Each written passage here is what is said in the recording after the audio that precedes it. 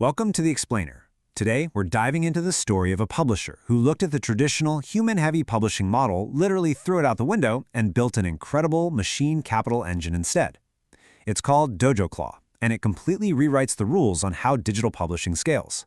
If you've ever felt the absolute pain of trying to generate massive output only to watch your costs scale right alongside it, you are in the exact right place. Let's get started. Here's our roadmap for today. We're going to hit the content scaling trap, meet the engine itself, break down those fixed economics, look at what it means to be edited by subtraction, and wrap up with the bull and bear cases. Before we get into the weeds, just picture this number, 450. That's not articles, by the way. That is the staggering number of distinct magazine-style sites run by a single operation using the Dojo Claw system. We aren't talking about a clever little weekend blog or a cute AI demo. This is a massive revenue-generating fleet. And operating hundreds of brands like that requires a fundamentally different approach to business. But to really grasp this, we got to start with Section 1, the content scaling trap, and the very real limits of a linear workforce. You know the old drill. Scaling is to mean just hiring more writers, right?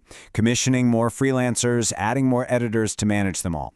And sure, your top line grows, but the math is just brutal.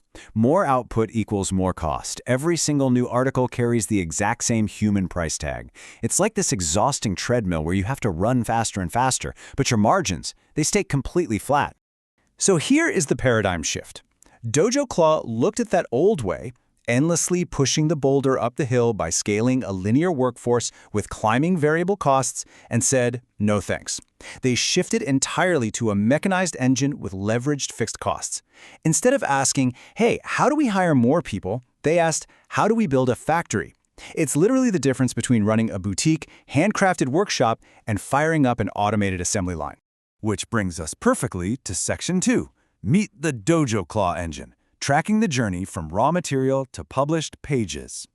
Let's strip away all the technical jargon for a second. Dojo Claw is a factory and it runs in 3 distinct phases. Step 1, you've got your raw material. You feed in a topic, a product category, or a cluster of search queries. Then, Step 2, the factory floor takes over. This is where Agentic AI does the research, the drafting, the formatting, zero human intervention required. And then boom, Step 3, finished goods, fully formatted, on-brand, internally linked pages that are ready to monetize the absolute second they hit the web. It's just a perfectly seamless pipeline. And the holy grail here? It's operating leverage. I mean, think about it. Producing defensible pages across 450 sites, day in and day out, without adding headcount, that completely shatters the old economics of publishing. Your job fundamentally shifts. You're no longer the laborer handcrafting every page. You're the architect designing the system that builds them. But you're probably wondering, how do you pay for all that AI compute without going totally broke? Let's hit Section 3, fixing the economics. Owned compute over rented cloud.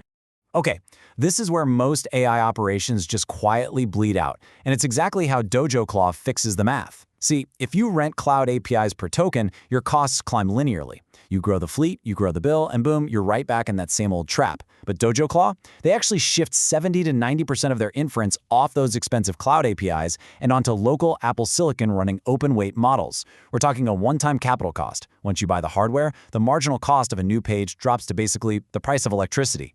Instead of your margins eroding as you scale, they actually compound. And that leads to this, frankly, brilliant architectural move, a provider-agnostic core. The engine literally does not care which AI model writes the page. You can use local models for the heavy lifting, but swap in a frontier cloud model instantly for the really tricky edge cases. Why does this matter for you? Because it's the ultimate insurance policy against vendor lock-in. If an AI provider jacks up their prices tomorrow or their quality tanks, you just unplug them. You, the operator, hold all the leverage. So with the engine humming and the economics fixed, let's look at Section 4, edited by subtraction. This is why taste is your ultimate moat. You can kind of see the entire Dojo Claw philosophy boiled down into these 4 concrete bets. Local first compute, a provider-agnostic core, built entirely by a non-developer, and finally, edited by subtraction. That last one, absolutely crucial. Listen, this system is not some push-button spam machine just flooding the internet with garbage. It is a highly curated operation. There's a quote from the source material that just hits the nail on the head. You no longer buy writing, so the value migrates to the layer the model can't do for you. Judgment, taste, structure. Because, let's be honest, Generating competent text is a cheap commodity now. Everyone has it. At this massive scale, the hard work isn't generating more stuff, it's having the ruthless discipline to throw the bad stuff away. The moat is your editorial gate. When you pair an automated engine with an operator who refuses to ship hype, who ships less but better, that is incredibly hard for anyone to copy. Now, no business model is perfect, right? So let's jump into Section 5, the bull and bear cases, for a quick, objective reality check. Let's start with the bear case. Risk number one is traffic reliance. A fleet of 450 sites lives or dies on traffic algorithms you simply do not control. If search engines change their stance on AI-assisted content, this entire portfolio could be repriced overnight. In risk two, commoditization.